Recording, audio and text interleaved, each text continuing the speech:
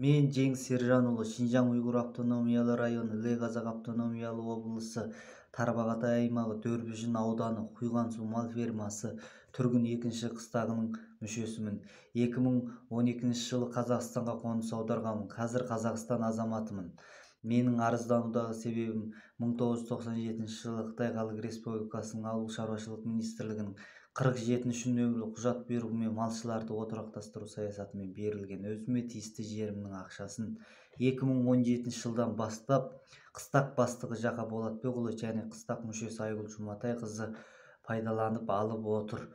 Осы жерімнің ақшасын Жақа Болатбекұлы менің рұқсатымсыз өзінің құқығынан пайдаланып Айгүл Жұматайқызына 2017 жылдан бастап 2023 жылға дейін жерімнің ақшасын беріп отыр.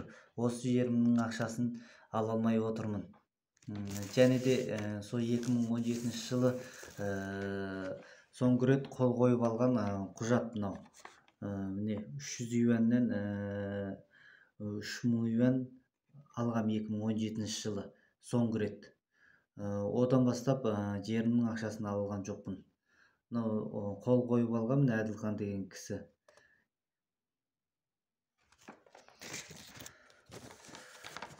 Осы жерімнің ақшасын ала алмай отырмын.